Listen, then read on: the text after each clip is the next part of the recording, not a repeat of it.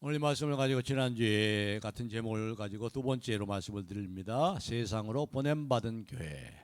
세상으로 보냄받은 저와 여러분, 이 세상에서 어떻게 하나님의 백성으로서 하나님의 백성답게 살아갈 것인가, 그 문제를 오늘 한 번 더 오늘 실제적으로 좀 더 구체적으로 지난 시간에 이어서 이제 말씀을 나누려고 합니다. 세상에 보내심을 받은 교회가 해야 될 가장 중요한 첫째가 뭐라고 그랬죠? 세상의 법과 제도에 순종해라, 이 말이죠. 세상의 법과 제도. 물론 세상의 법과 제도가 허점이 많잖아요.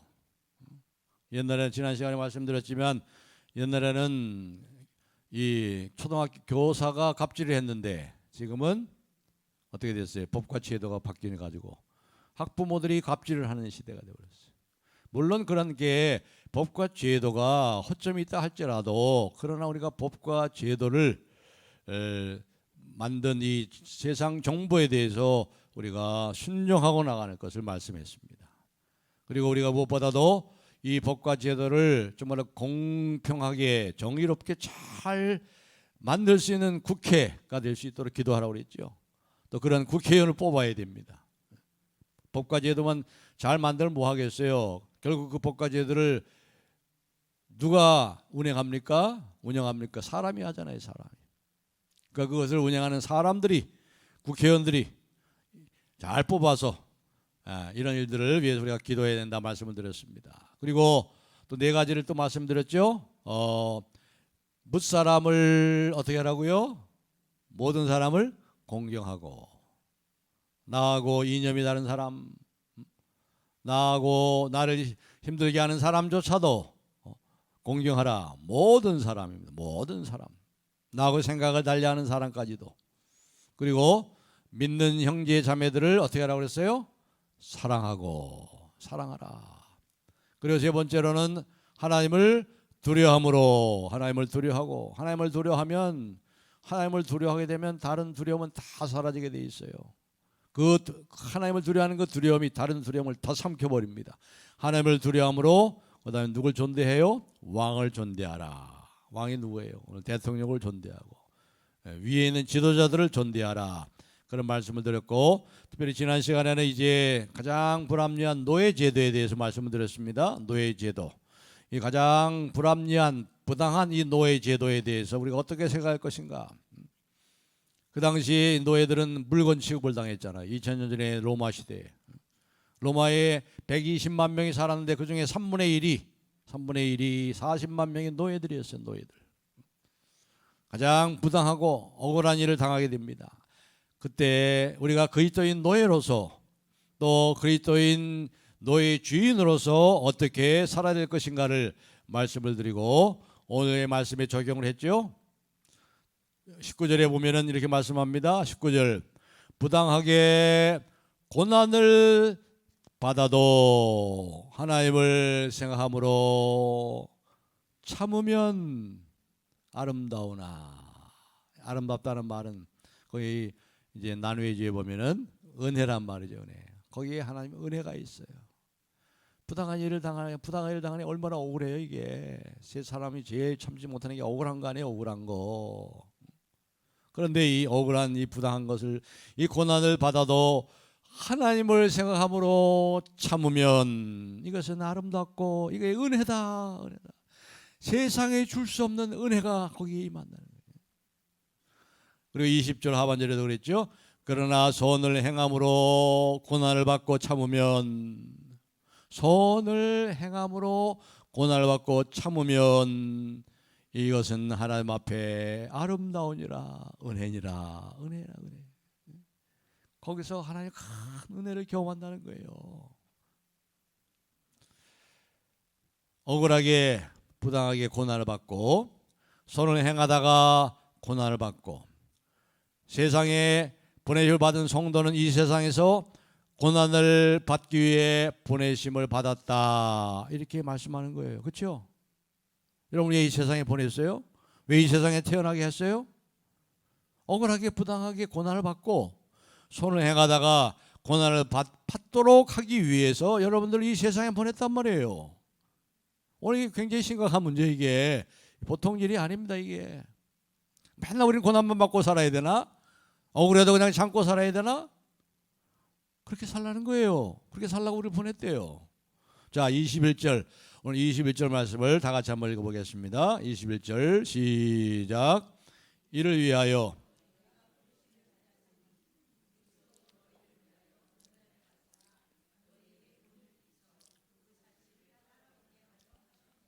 아멘. 여기 보면 21절에 뭐로 시작해요? 이를 위하여. 이를 위하여. 이것을 위하여 여러분과 제가 부름을 받았습니다. 이것을 위하여 여러분과 제가 이 세상에 보내심을 받았습니다. 이것이 뭐예요? 이것이 뭐예요? 바로 지금 19절 20절 앞에 얘기 아닙니까? 억울하게 고난을 당하고 말이에요. 부당하게 고난을 당하고 그리고 선을 행하다가 고난을 당하고 그런 세상에서, 그런 세상의 한복판에서 하나님의 백성답게 하나님의 백성으로서 살아가는 이것을 위해서 슬픔을 참고 하나님을 생각함으로 참고 살아가도록 우리를 부르셨다는 거예요. 이것이 바로 저와 여러분을 이 세상에 보낸 목적이라는 겁니다. 이게 우리의 사명이라는 거예요. 우리가 이 지점에서 한번 깊이 생각해 봐야 됩니다. 지금까지 우리가 들어왔고 배워왔던 기독교 신앙과는 많이 다르죠? 많이 달라요. 우리는 어떻게 배웠고 들어왔습니까? 믿음이 뭐라고, 믿음이 좋다는 것이 뭐라고 배워왔습니까?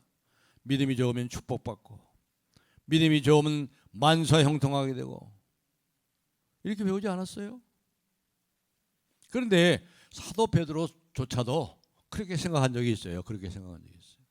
예수님께서 십자가에 이제 달려 죽으러 나는 간다.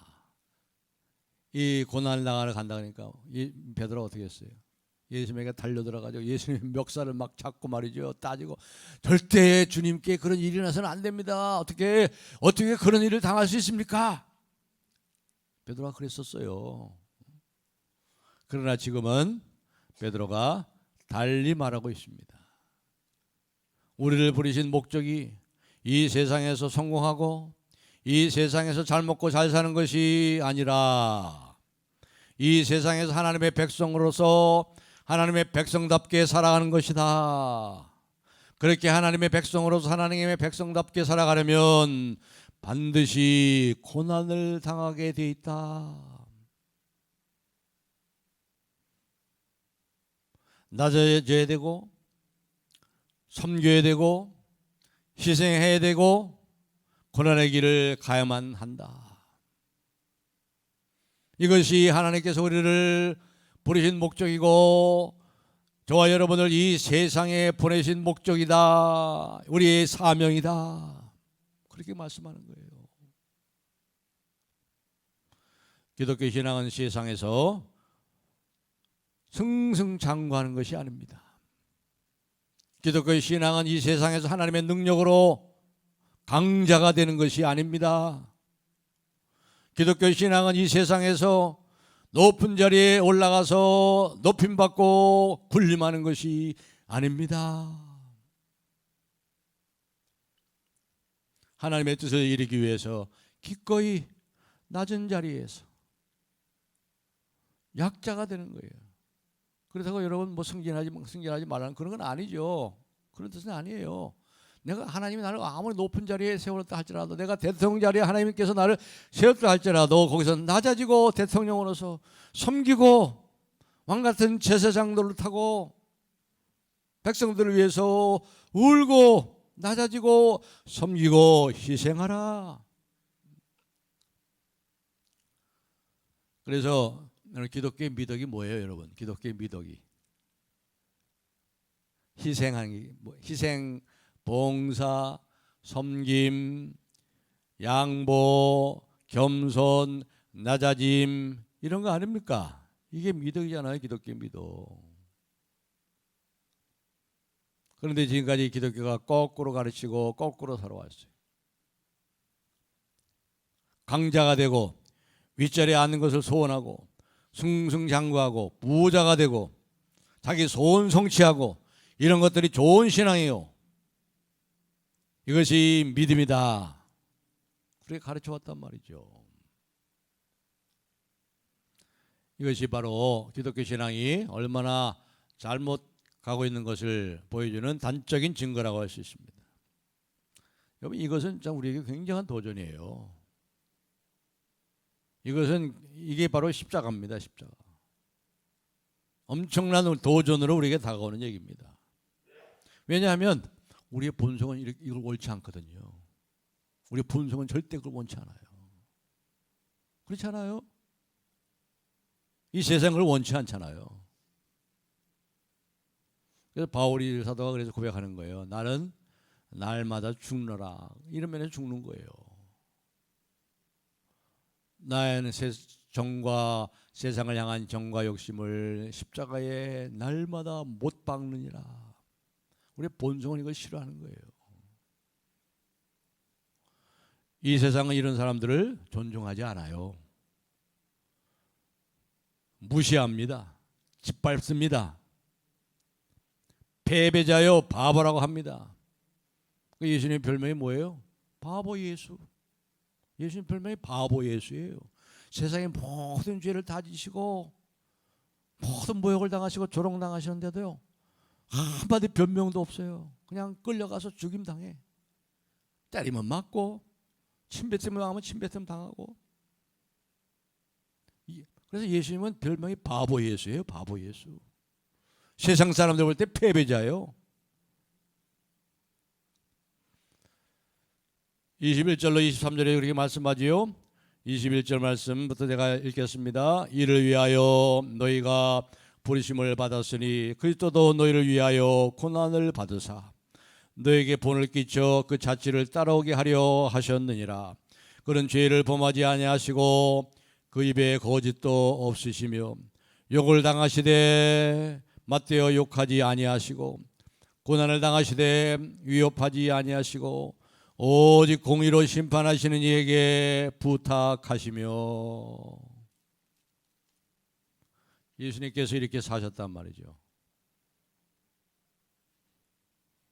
이렇게 사신 결과 어떻게 됐어요?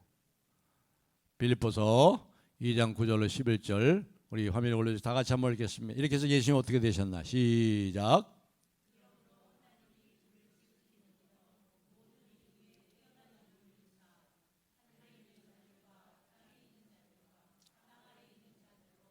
모든 무릎을 예수의 무릎에 꿇게 하시고 모든 입으로 예수 그리스도를 주라 시인하여 하나님 아버지께 영광을 돌리게 하셨느니라. 아멘. 공의로 심판하실 아버지께 부탁하시고 내 영혼을 아버지 손에 부탁하나이다. 이 모든 것 다 공의로 심판하실 하나님께 맡겼어요. 그래서 어떻게 했어요? 하나님께 그를 지극히 높여서 모든 일에 뛰어난 이름. 우리 예수님의 이름이 얼마나 아름답고 뛰어나요. 그리고 지금 뭐예요? 하나님 보좌 우편에서 이 세상을 다스리시잖아요. 그리고 주님이라고 고백하게 하고 하나님께 지금 영광을 돌리게 하셨잖아요. 바로 이것을 위해서 저와 여러분을 이 세상에 보내셨다는 겁니다. 이 문제를 이게 보통 얘기가 아니기 때문에 이 문제를 좀 더 자세하게 좀 구체적으로 좀 더 생각하려고 합니다. 우리가 이 세상에 부름받은 이유가 또 이 세상으로 보냄받은 이유가 바로 이 불의한 일, 부당한 일, 억울한 일로 고난받는 것을 참는 것 때문에 참는 것이다. 그렇게 말씀했어요. 이것을 위하여 너희가 부르심을 받았으니 우리가 그렇게 억울하고 당하고 말이죠. 부당한 취급을 당하고 선을 행하다가 고난을 받을 때 그때 악을 악으로 갚지 않고 이것이 바로 저와 여러분을 이 세상에 보내신 이 세상으로부터 우리를 부르신 부르심의 목적이다. 이건 충격적인 말씀이에요. 이것만 얘기하면 예수 믿고 싶은 생각이 없죠. 그러나 우리는 눈에 보이는 세상이 전부가 아니에요. 다 알죠? 우리가 이 세상에 받는 환난은, 고난은 잠깐이요, 잠깐이요. 우리가 받을 영광은 영원합니다. 우리가 장차 누릴 영광은 이 세상에 받는 고난과 좋게 비교할 수 없도다. 우리가 아는 사람들이잖아요. 우리 아는 사람들. 그리고 억울하게 취급을 당해도 막 그냥 이를 악물고 참는 게 아니에요. 내가 참아야지. 막 그렇게 하는 게 아니에요. 내 힘으로 하는 게 아니에요. 인간의 본성으로서는 할 수가 없어요. 오직 성령으로 하는 거예요. 성령으로. 예를 들어 가지고 사도행전에 최초의 순교자 누구예요? 스데반 보세요. 돌로 맞아 죽어. 하나의 복음을 전파하는데 그 말씀을 듣고 찔림 받았는데 베드로가 설교할 때는 막 회개해가지고 3,000명이 회개하고 돌아오는데 이 사람들은 이 스데반 집사의 설교를 듣고 찔림을 받아가지고 어떻게 했어요? 돌을 들고 이 스데반을 쳐 죽이잖아요.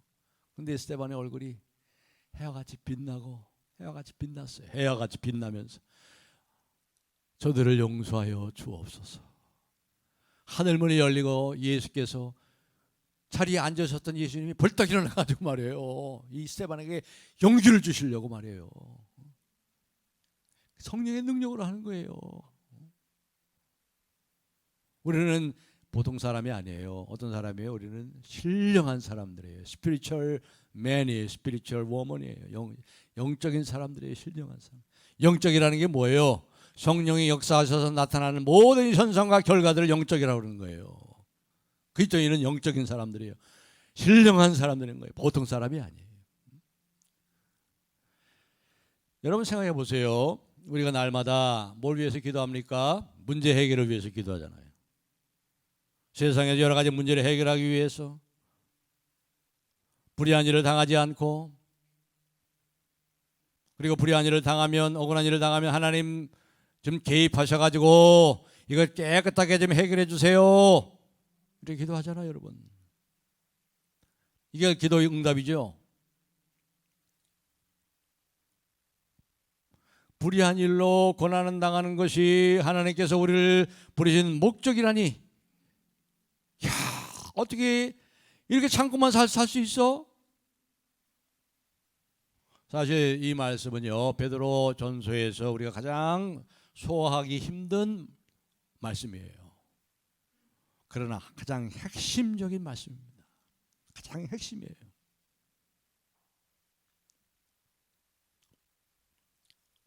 그렇기 때문에 우리가 예수 믿고 억울한 일을 당하고 부당한 취급을 당하고 선을 행하면서 고난을 받는 것은 우리에게 있을 수도 있고 없을 수도 있는 그러한 일이 아닙니다. 반드시 있다는 거예요. 반드시 있는 거예요. 우리에게 그것이 없으면 우리는 하나님의 백성으로서 하나님의 백성답지 않게 살기 때문에 그런 일이 없는 거예요. 반드시 있는 거예요. 그렇죠? 우리가 억울한 일을 행할 때 하나님께 호소하잖아요. 하나님 왜 도대체 나에게 이러십니까? 왜 나가 이렇게 억울한 일을 당해야 됩니까? 그럴 때 하나님께서는 이 말씀을 근거로 해서 뭐라고 말씀할까요? 얘야, 바로 내가 그 일을 위해서 너를 부른 거야. 그렇게 말씀하시는 거예요.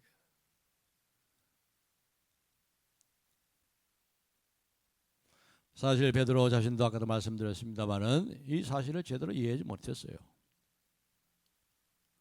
주는 그리스도시요 살아계신 하나님의 아들이십니다. 이렇게 신앙을 고백하고 나서 말이죠. 바로 예수님께서 십자가를 지러 간다고 예루살렘에 간다고 그러니까 주여 그런 일이 저에게 일어나서는 안 됩니다. 결코 그런 일이 일어나서는 안 됩니다. 주의 나라가 임할 때 말이죠. 베드로가 자기도 입신 출세하려고 말이에요. 그랬잖아요. 이 베드로뿐만 아니고 야고보하고 그 형제인 사도 요한은 뭐라고 그랬어요? 주의 나라가 임할 때 그 어머니가 주의 나라가 임할 때 하나는 내 큰 아들은 우의정 오른쪽에 하나는 주의 좌편에 앉게 해 주십시오. 그런 생각만 하고 있대. 그런 생각만 하고 있었어요.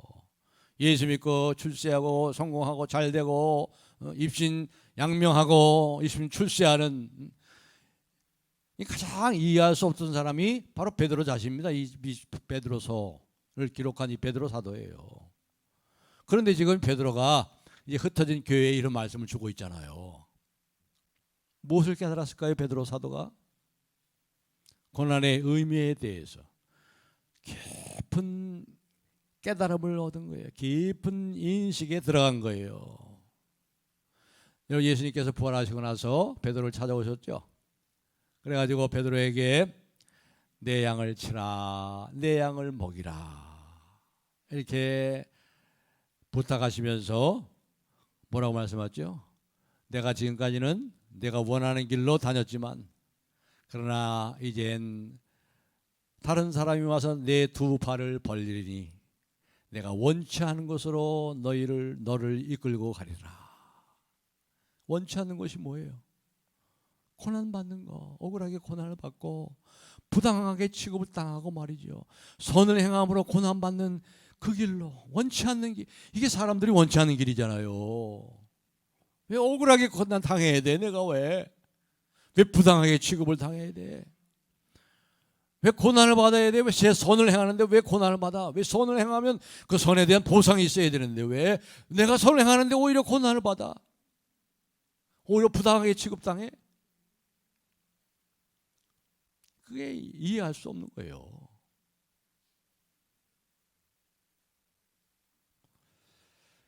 그렇기 때문에 무엇보다도 오늘 이 21절의 말씀은 너무나도 우리에게 낯선 말씀인 겁니다. 하나님께서 무슨 우리에게 뭐 물질의 축복을 주겠다는 것도 아니고 꼬인 문제들에 대해서 잘 해결해 주겠다는 그런 말도 아니고 나에게 억울하게 하고 나를 해코지 한 사람들을 벌 주겠다는 말도 아니고 말이죠. 단지 그분이 우리를 부르신 목적이 불의한 일로 고난을 받게 하기 위함이라. 선을 행하는데 부당하게 취급다는 이 불의한 일 때문에 고난받게 하기 위해서 우리를 부르셨다. 그럴 때 하나님은 참으로 영광을 받으시고 하나님 앞에 아름답고 이게 은혜다, 이게 은혜다.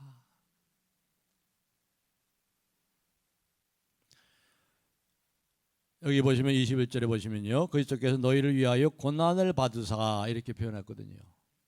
근데 이 말씀은 이렇게 바꿀 수 있어요. 그리스도께서 너희를 위하여 고난을 받으사를 다른 거로 바꾸면 뭐로 바꿀? 고난을 다른 거로 바꾸면 뭐로 바꿀 수가 있겠어요? 너희를 위하여 죽으사. 그렇죠? 죽었어요. 예수님이 우리를 위해 죽으셨어요. 그러니까 베드로는 그만큼 고난에 초점을 맞추고 있어요. 고난에 초점. 우리를 이 세상에 부르신 목적이 고난이다. 고난. 내 죄를 위해서 예수님이 대속을 위해서 대신 속죄하시기 위해서 죽으셨다는 그 결과적인 사실보다도 예수님이 그렇게 하시기까지 어떤 고난의 길을 걸어오셨는가를 말씀하는 거예요. 그래서 우리로 하여금 그 고난의 과정 길을 계속 쫓아오도록 말씀하는 거예요.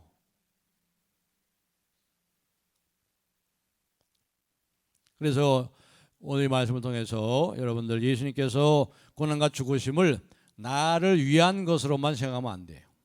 물론 가장 중요한 나를 위해서 죽으셨죠. 나를 위해서 고난 받으셨죠. 그러나 거기서 끝나는 것이 아니라 그 길은 뭐예요? 그 죽으심과 십자가의 고난의 길은 동시에 내가 따라가야 될 길이다 이 말이에요. 나를 위한 길은 동시에 내가 가야 될 길이다 이 말씀하는 거예요. 그런데 그렇게 생각하는 것에 많은 그리스도인들이 주저해요. 나는 예수님 때문에 나는 행복하고 나는 예수님 때문에 기쁘고 나는 예수님 때문에 꽃길만 가고 아니에요.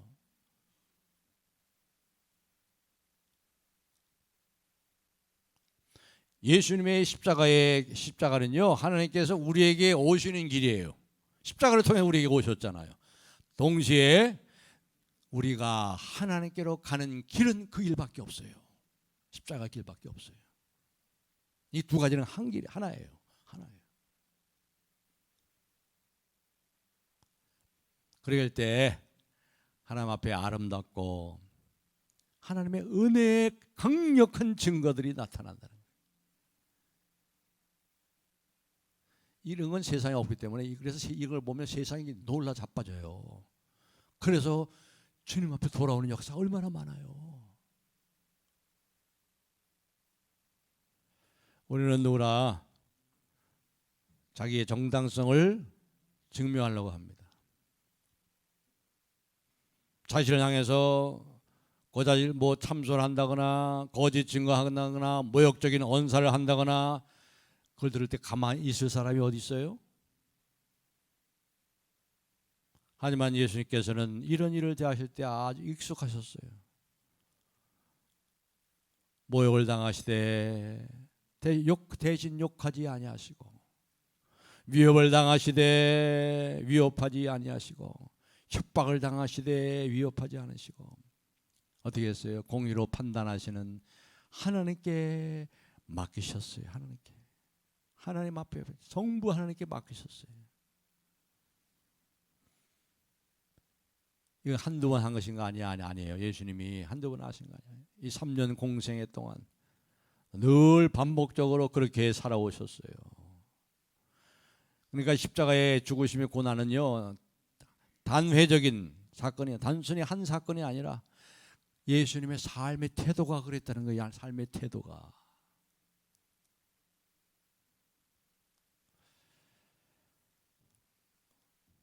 그렇기 때문에 우리가 이 길을 잘 가고 있는지를 확인하기 위해서는 우리 한 번씩 중간중간 점검을 해보세요. 중간중간 놓인 이 신호판들을 잘 확인해 보면서 잘 점검을 해가고 잘 가고 있는지. 오늘 얼마나 많은 교회들이 싸우면서 분개하면서 그 안에서 서로 멱살을 잡고 이 조직 깡패들을 불러다가 말이죠, 교회들이 말이에요, 못 들어오게 막고 말이죠. 그리고 세상 재판정으로 가고 있어요. 사도 바울이 이 문제를 얘기했잖아요. 사도 바울이 세상을 심판할 여러분들이, 천사까지도 심판할 여러분들이 도리어 자신에게 판단을 받은 그 세상 앞에 나가서 세상 법정에 서야 되겠습니까? 차라리 억울함을 당하는 것이 더 낫지 않겠습니까? 그렇게 얘기했잖아요. 그런 어리석은 데 빠지는 이유가 뭐겠어요? 차라리 불의를 당하는 것이 낫지 아니하냐. 그런데 뭐라고 그래요? 아니요, 결코 나는 불의를 당할 수 없습니다. 난 억울함을 참을 수 없어요. 왜 내가 억울함을 당해야 됩니까? 왜 내가 부당한 취급을 당해야 됩니까? 억울합니다. 난 손해볼 수 없습니다. 이렇기 때문에 문제가 되는 거예요.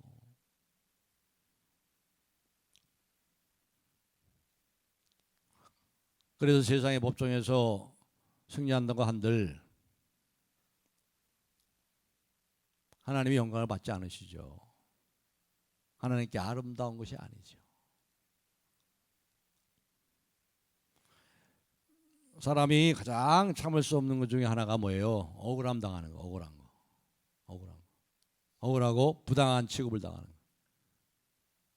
잘못한 것도 없는데 말이죠, 비난당할 때 자기 정당함을 다 주장하는 게 바로 사람의 본성 아니겠어요? 우리가 악을 다룰 때도 정의를 부르짖어야 돼. 정의롭게. 정의. 정의를 우리가 나타내는 과정도 이게 참 뭐예요? 성경적이어야 돼요. 물론 우리가 적당한 어떤 절차를 밟아가지고 적당한 방법으로 이 문제를 해결할 수 있다면, 정의를 우리가 증명할 수 있다면 얼마든지 그러한 수단을 잘 사용해야 됩니다. 그러나 본문이 말씀하는 것은 악의 문제예요. 악을 대하면서 공의를 버리라는 말 하지 않습니다. 그러나 그 정의의 심판은 우리가 정당한 방법을 통해서 할 수 있으면 하세요. 그러나 중요한 건 뭐예요? 그것조차도 공의로 심판하실 하나님께 맡겨라 이랬어요. 맡겨라. 내가 정의를 부르짖고 내가 정의를 내세워서 뭐 이렇게 하려고 하지 말고, 세상 사람들은 정의를 위해서 막 그냥 막 이렇게 배를 가르고 말이죠. 막 그냥 뭡니까 휘발 뿌리고 불을 지르잖아요. 정의를 위해서.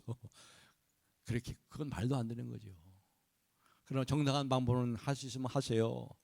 그러나 그것조차도 공의로 심판하시 하나님께 맡기고 그랬어요.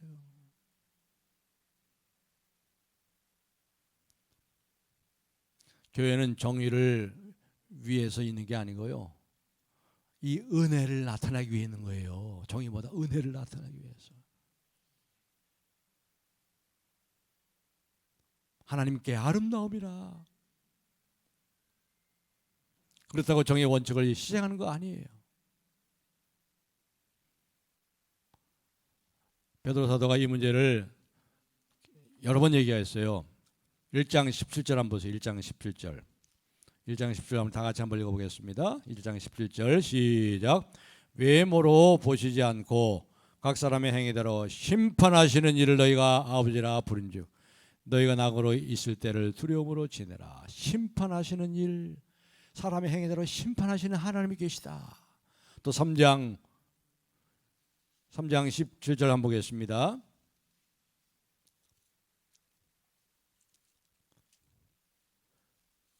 3장 10절이 아니고 4장 5절입니다. 4장 5절 우리 다 같이 한번 읽어볼까요? 시작. 그들이 산 자와 죽은 자를 심판하기로 예비하신 이에게 사실대로 고하리라.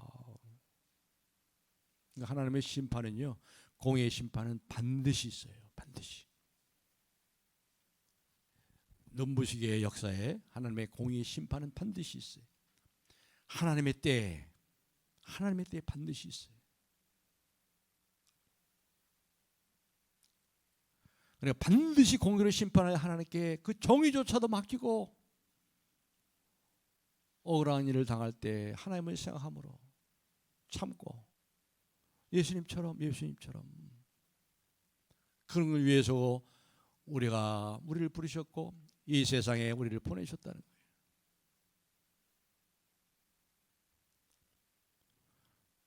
우리가 하나님을 신뢰하잖아요. 하나님은 약속하신 말씀대로 하시잖아요. 그 하나님께 우리의 모든 상황과 모든 미래를 맡기는 거예요. 이 땅에서 하나님의 뜻이 이루어지도록 그 악한 자들에게 그 악을 넘어서는 은혜의 강력함이 나타나도록 하나님의 아름다우심이 그 악한 자의 악을 넘어서 드러나도록 하도록. 그렇게 할 때에 예수님을 통해서 어떤 일이 일어났어요? 우리 2장 24절 25절 다 같이 한번 읽고 이제 말씀을 정리하겠습니다. 24절 25절 시작. 진이 나무에 달려 그 몸으로 우리 죄를 담당하셨으니 이는 우리로 죄에 대하여 죽고 의에 대하여 살게 하려 하심이라. 그가 채찍에 맞음으로 너희는 나음을 얻었나니 너희가 전에는 양과 같이 길을 잃었더니 이제는 너희 영혼의 목자와 감독 되신 이에게 돌아왔느니라. 아멘. 이 일 때문에 우리에게 세 가지 일어났죠. 우리가 죄에 대해서 죽었어요.